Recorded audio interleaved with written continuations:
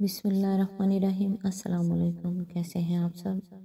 انشاءاللہ سبھی ٹھیک ہوں گے اور اللہ کی رحمتوں کے سائے میں ہوں گے۔ انسان کی زندگی کا سب سے نازک مرحلہ اس کی جوانی ہوتی ہے، اور جو شخص اپنی جوانی اللہ کی رضا حاصل کرنے میں گزار دے تو وہ کامیاب ہو جاتا ہے، کیونکہ اس عمر میں انسان کے پاس طاقت بھی زیادہ ہوتی ہے اور وہ اپنی صلاحیتوں کو بہتر طریقے سے استعمال کر سکتا ہے۔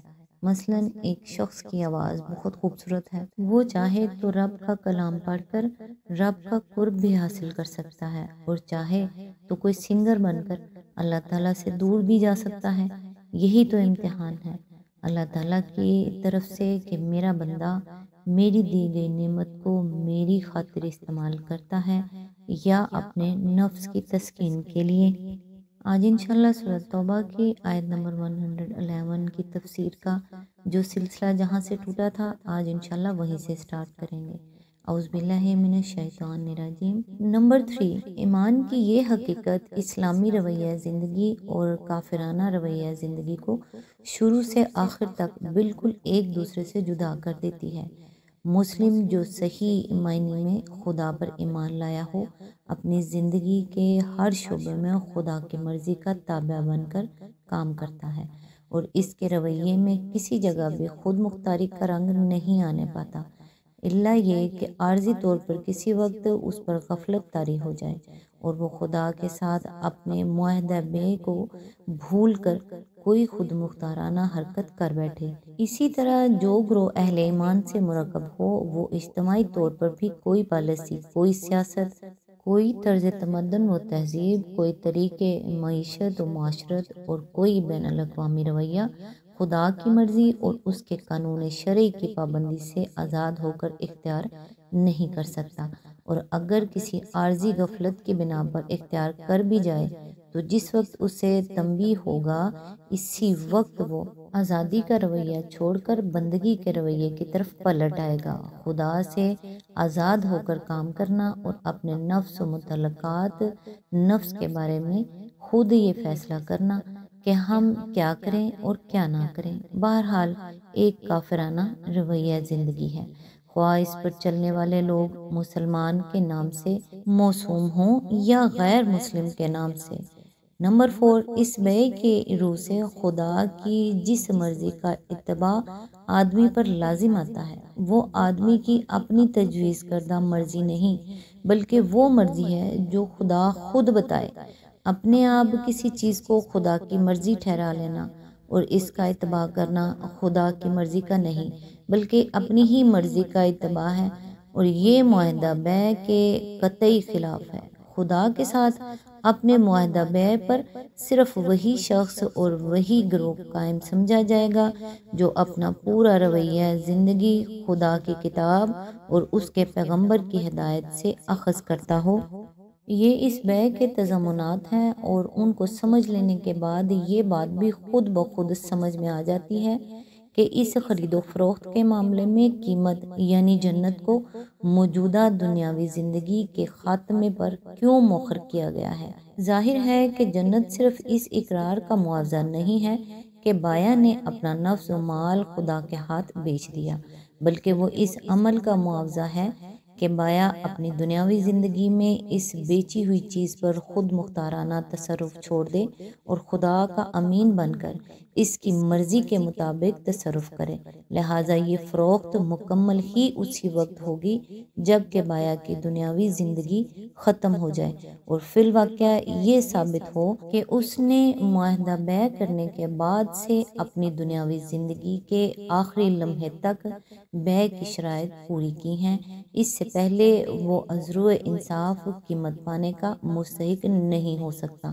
ان امور کی توضیح کے ساتھ یہ بھی جان لینا چاہیے کہ اس سلسلہ بیان میں یہ مضمون کس مناسبت سے آیا ہے۔ اوپر سے جو سلسلہ تقریر چل رہا تھا، اس میں ان لوگوں کا ذکر تھا جنہوں نے ایمان لانے کا اقرار کیا تھا، مگر جب امتحان کا نازک موقع آیا تو ان میں سے بعض نے تساہل کی بنا پر، بعض نے اخلاص کی کمی کی وجہ سے اور بعض نے قطعی منافقت کی راہ سے خدا اور اس کے دین کی خاطر اپنے وقت، اپنے مال، اپنے مفاد اور اپنی جان کو قربان کرنے میں دریغ کیا۔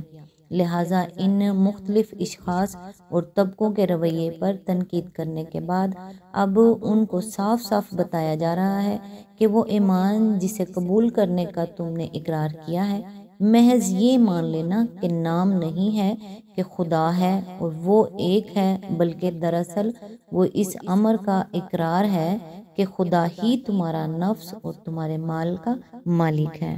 بس یہ اقرار کرنے کے بعد اگر تم اس نفس و مال کو خدا کے حکم پر قربان کرنے سے جی چراتے ہو اور دوسری طرف اپنے نفس کی قوتوں کو اور اپنے ذرائع کو خدا کے منشا کے خلاف استعمال کرتے ہو، تو یہ اس بات کی دلیل ہے کہ تم اپنے اقرار میں جھوٹے ہو۔ سچے اہل ایمان صرف وہ لوگ ہیں جو واقعی اپنا نفس و مال خدا کے ہاتھ بیچ چکے ہیں اور اسی کو ان چیزوں کا مالک سمجھتے ہیں۔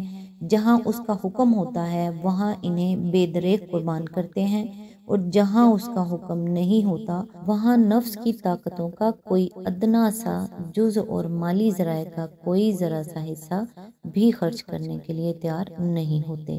اس امر پر بہت اعتراضات کیے گئے ہیں کہ جس وعدے کا یہاں ذکر ہے وہ تورات اور انجیل میں موجود نہیں ہے، مگر جہاں تک انجیل کا تعلق ہے یہ اعتراضات بے بنیاد ہیں۔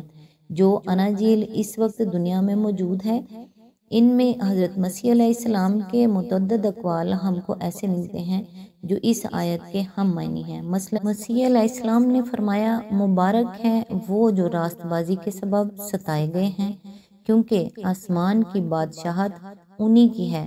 متی باب 5 آیت 10۔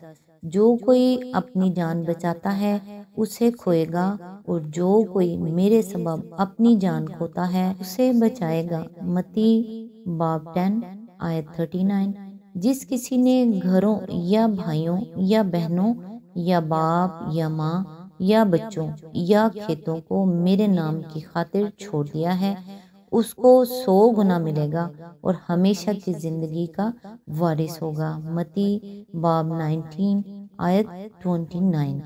البتہ تورات جس صورت میں اس وقت موجود ہے اس میں بلا شبہ یہ مضمون نہیں پایا جاتا، اور یہی مضمون کیا وہ تو حیات بعد الموت اور یوم الحساب اور اخروی جزا و سزا کے تصور ہی سے خالی ہے۔ حالانکہ یہ عقیدہ ہمیشہ سے دین حق کا جزو لائن فکر رہا ہے، لیکن موجودہ تورات میں اس مضمون کے نہ پائے جانے سے یہ نتیجہ نکالنا درست نہیں ہے کہ واقعی تورات اس سے خالی تھی۔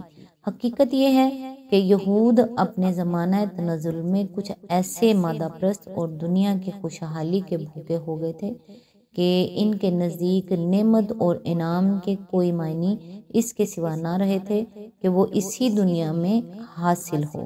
اسی لیے کتاب الہی میں بندگی و اطاعت کے بدلے جن جن انعامات کے وعدے ان سے کیے گئے تھے ان سب کو وہ دنیا ہی میں اتار لائے، اور جنت کی ہر تعریف کو انہوں نے فلسطین کی سرزمین پر چسپاں کر دیا جس کے وہ امیدوار تھے۔ مثال کے طور پر تورات میں متعدد مقامات پر ہم کو یہ مضمون ملتا ہے، سن اے اسرائیل، خداوند ہمارا خدا ایک ہی خداوند ہے، تو اپنے سارے دل اور اپنی ساری جان اور اپنی ساری طاقت سے خداوند اپنے خدا سے محبت کر۔